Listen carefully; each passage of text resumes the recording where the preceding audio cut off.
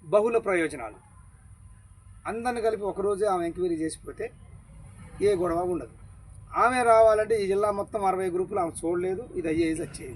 మనం ఏం చేస్తాం, ఆ ఊర్లో మనకి ఏదైనా ప్రయోజనం కలెక్టర్ మీద కలబడాలని అవసరం వచ్చిందనుకో, ఆ రోజు పొద్దున పూట కలెక్టర్ మీద కలబడతాం, మధ్యాహ్నం పూట ఆమెతో పని చేసుకొని వచ్చేస్తాం.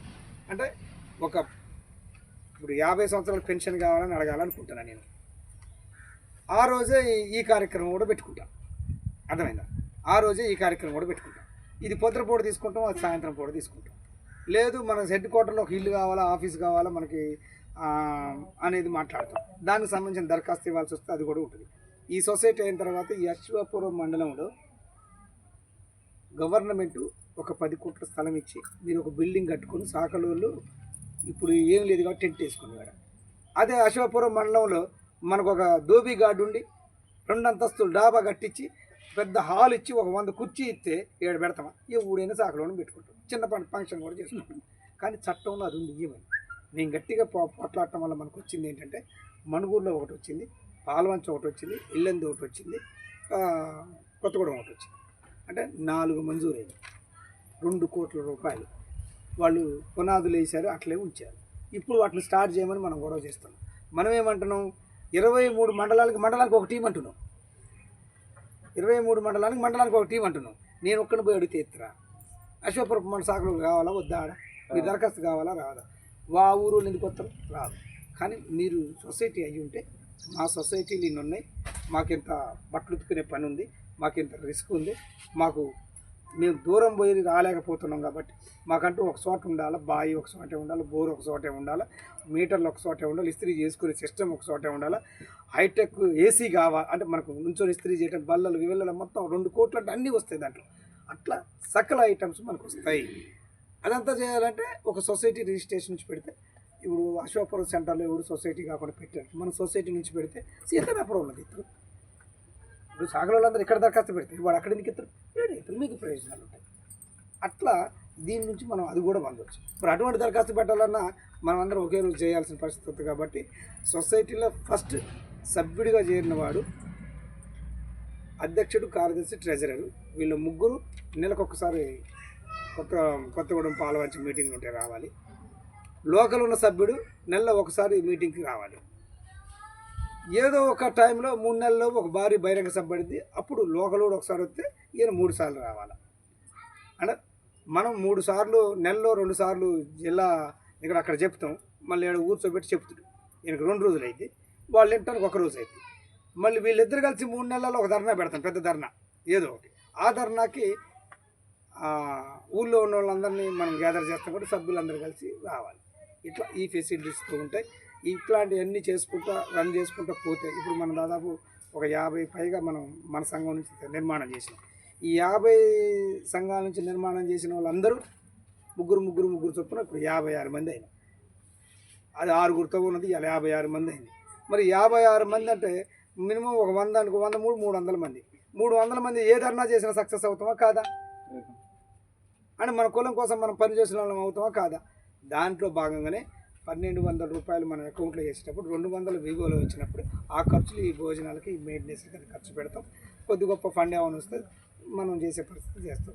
ఈ గ్రామంలో మీరు ఈ సొసైటీ నెంబర్ల ఫోటోలు మంచిగా ఫ్లెక్సీ ఒకటి తీసి ఆ రిజిస్ట్రేషన్ నెంబర్ వేసి ఆ రోడ్డు అమ్మడి పెట్టారనుకో, మా ఫోటోలు కలిపి మీ ఫోటోలు కలిపి రిజిస్టర్డ్ సంఘంగా పెడతారు. వచ్చేవాడు పోయేవాడు, ఇప్పుడు కమ్యూనిస్ట్ పార్టీలు కానీ మొదలుపెట్టి అన్ని పొలిటికల్ పార్టీలు ఫ్లెక్సీలు కడుతూనే ఉన్నారు ఎమ్మెల్యేలు.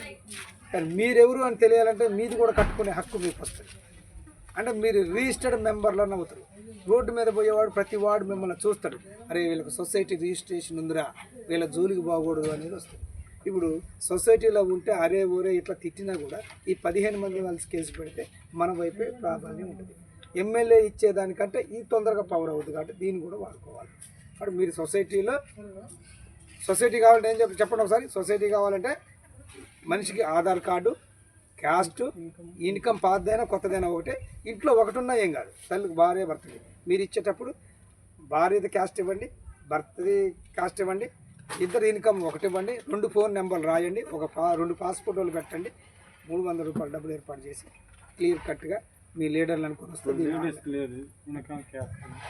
అందులో భర్తకి ఇన్కమ్ సరిపోదు, భర్త ఇన్కమ్ సరిపోదు, కానీ క్యాస్ట్ అయితే ఉండాలా. అట్లా మనం ఏమవుతుందంటే కొంతమంది, నేను కొత్తగూడెంలో ఒక సొసైటీ చేద్దామని ఒకళ్ళని తీసుకొచ్చాను, ఒక 20 మంది ఇచ్చారు. అందులో 15 మందికి ఏరే సొసైటీలలో ఉన్నారు, ఆల్రెడీ ఉన్నారంటే వాళ్ళు ఏమంటారు, మేము ఏ సొసైటీలో లేము సార్, మేము ఎవరికి ఇయ్యలేదు అంటున్నారు. కానీ సొసైటీ ఆన్లైన్ చేసేటప్పుడు ఎవరికైనా తగ్గితే ఈ పేర్లు వాళ్ళు వాడుకొని వాళ్ళు సొసైటీ ఫుల్ఫిల్ చేసుకొని ఒక తీర్మానం చేసి వీళ్ళని తీసేసినట్టు రాసి వాళ్ళకి కావాల్సిన వాళ్ళతో ఈ ఫండ్ క్యాంపెయిన్ చేసుకొని తింటారు. అట్లా కొంతమంది మీరు మిస్ అవుతే అప్పటికప్పుడు అప్లోడ్ చేసినప్పుడు మీరు కుదరదు కాబట్టి ఈ క్యాన్సిల్ అయిన వాళ్ళ పేర్లు పక్కన పెట్టి అదే భార్య ఏదైతే భర్తదైతే భార్యది ఎక్కించి వీడు ఎక్కడ క్యాన్సిల్ అయిపోయిందో మళ్ళీ దాన్ని పెట్టి ప్రపోజల్ పెట్టి తీసి మళ్ళీ వాడు ఆ ప్లేస్కి మనం తీర్మానం చేసి తీసుకొస్తాం. ఇట్లా ఈ కార్యక్రమం చేస్తాం. ఇవన్నీ కోఆర్డినేషన్ చేయడానికి మనకు ఒక మహిళ వస్తుంది, పీఓ నుంచి ఒక మహిళ వస్తుంది. ఆ అమ్మాయి ఈ జిల్లా మొత్తం ఎవరి సొసైటీ ఎట్లా చేయించాలా, గ్రూపులు ఏంటి, ఎట్లా సరి చేయాలా, బ్యాంకర్స్తో ఎట్లా మాట్లాడాలా, ఆన్లైన్ ఎట్లా చేయించాలా, ఇవన్నీ చెప్పింది. అవన్నీ ఉంటాయి. సొసైటీ అయిన తర్వాత మనం రిజిస్ట్రేషన్ చేయించుకునేటప్పుడు పాన్ కార్డు లేనిది రిజిస్ట్రేషన్ అవ్వదు, తర్వాత లేబర్ కార్డు లేనిది రిజిస్ట్రేషన్ అవ్వదు, ఈ శ్రమ కార్డు లేనిది రిజిస్ట్రేషన్ అవ్వదు. ఈ 3 కార్డులు ఇవన్నిటికి కలిపి మళ్ళీ మీకు 1200 300 అదనంగా అవుతుంది. 1500 అంటే ఈ 1500 ఎట్ ఏ టైం ఖర్చు పెట్టుకోవాలా. 300 రూపాయలు అంటే అవి ఉంటే మనం కన్సెషన్ తీసుకోవచ్చు. అవి ఉంటే కొంత డబ్బులు తగ్గుతాయి, అవి ఉంటే తగ్గియచ్చు. ఎవరెవరికి తగ్గినా చూసుకొని అందరికీ తీసుకొని చేయాలి. పాన్ కార్డు అయితే గ్రూప్ మీద వస్తుంది, అందరూ ఇవ్వాల్సిందే. దానికి ఒక ఈ శ్రమ కార్డు, లేబర్ కార్డు ఒకటే విడివిడిగా ఉంటాయి, తత్తమయాన్ని అవసరం. వీటిని ఈ గ్రూప్కి మనం అలాట్మెంట్ చేసి ఇచ్చే పరిస్థితి తీసుకుంటాం. ఇవి అమలు చేయటం వల్ల బ్యాంకర్స్ కానీ ప్రైవేట్, ఇప్పుడు మీరు సొసైటీ అయిన తర్వాత మన జిల్లా సొసైటీ రిజిస్ట్రేషన్ ఆఫీస్కి Bajaj finance company, LMT HMT company ఇట్లాంటి వాళ్ళు మా ఆఫీసులకు వస్తారు. సార్ మీ సొసైటీలకు మేము డబ్బులు ఇస్తామని చెప్తారు. అప్పుడు నేనేం చేస్తా, పావులా వడ్డీ నాకు అశ్వాపురం బాగానే రన్ చేస్తుంది, కమిటీ మీటింగ్లకు వస్తున్నారు కాబట్టి వీళ్ళకి అలర్ట్ చేయొచ్చు అని నేను అంటా. అప్పుడు ఏం చేస్తున్నాడు, మీ గ్రూప్కి పావులా వడ్డీకి మిమ్మల్ని తీసుకోకుండా గవర్నమెంట్ వచ్చేదానికంటే మీకు పర్సనల్ పేమెంట్ కొంత వస్తుంది, అంటే మనకు వచ్చిన కంపెనీ నుంచి మీకు ఉపయోగిస్తాం. అంటే ఏదైతే మంచిగా రన్ చేస్తుందో దానికి మనం ఎక్కువ అమౌంట్ చెప్పగలుగుతాం. ఇంట్లో పడుకునే వాళ్ళకి మనం చెప్పలేం. మన సొసైటీ వాడు ఏమంటాడు, ఏమంటే మీరు చెప్పారు మేము డైరెక్షన్ ఇచ్చామంటే, అంటే చిన్న చిన్న సమస్యలు ఇట్లా మనం ఒక ఫార్మింగ్ ఉండటం వల్ల అన్ని రకాలుగా వస్తాయి. ఇప్పుడు ప్రభుత్వ స్కీములన్నీ కొన్ని రకాలుగా, ఇప్పుడు డోక్రాలు అయితే శ్రీనిధి అని ఒక కంపెనీ వాళ్ళు ప్రైవేట్ కరెంట్ డబ్బులు ఇస్తున్నారు. ఇప్పుడు ఇందులో కూడా ఈ సొసైటీ రిజిస్ట్రేషన్ అయిన వాళ్ళు మనోళ్ళు ఏమైనా గుడ్లు కనుక, ఆవులు కనుక, మేకలు కనుక తీసుకోవాల్సిన పరిస్థితి ఉంటే ఇండోమెంట్ దేవాలయాలు మనకు ఉచితంగా కొన్ని ఇస్తాయి. 4 శాలతీలు ఆవులు ఇస్తుంది మన సొసైటీ, మనం కాసుకొని నేర్పుకొని తీసుకోవాలి. మరి అవి మీ సొసైటీ ఉందనుకొని ఇండోమెంట్ మాట్లాడితే మీకు 4 ఆవులు వస్తాయి. ఎవడో వ్యవసాయం ఉంటే ఎవడో చేసుకోవచ్చు, లేదు పాలు పెట్టుకుంటే పాలు పెట్టుకోవచ్చు. అట్లా అంటే ఈ సొసైటీలో ఇన్ని రకాల ఉపయోగాలు. ఇవన్నీ తర్వాత ఒకదానిపై వన్ మీరు సమావేశాలకు హాజరవుతుంటే మీ ఊళ్ళో పరిణామాలను బట్టి, మీ విశేషాలను బట్టి ముందుకు వెళ్తుంది. చివరికి ఏదేమైనా అమౌంట్ మీ అకౌంట్లోనే ఉంటుంది. మీ 15 మందికి 15,000 మీ దగ్గరే ఉంటాయి. మీరు వాటిని ఎట్లయినా యూజ్ చేసుకోవచ్చు. కానీ మొదటి 3 సంవత్సరాల లోపు దాంట్లో డబ్బులు ఎటు తీయకూడదు. ఏదన్నా అడిగితే జిల్లా సెంటర్ నుంచి అడిగి మళ్ళీ మాకు అప్పు ఇస్తే మీరు మాకు ఇయటమే తప్ప మిమ్మల్ని బేస్ చేసుకుని ఊళ్ళో అప్పు ఇవ్వాల్సిన అవసరం లేదు. ఎందుకంటే ఈ 3 ఏళ్ళు ఫండ్ లేకపోతే వీటి లోన్ ఈ మట్టి ఖర్చులు, చనిపోయినాయి, ఇంకేమైనా కార్గో అర్జెంటుగా ఏమైనా ఉంటే ఆ సంఘం నుంచి మీరందరూ కమిటీ తీర్మానం చేసి మీరు 10 మంది మీద కొంత ఇవ్వండి, మేము వాళ్ళకి గ్యారంటీ ఉంటాం అంటే మనం వాళ్ళకి ఉచితంగానే, దాంట్లో ఏమి ఉండదు. ఆ ఫండింగ్ కావాలి చేసి వాళ్ళ వరకు చేస్తాం. అంటే అది రికమెండేషన్ మీద ఆధారపడి ఉంటుంది.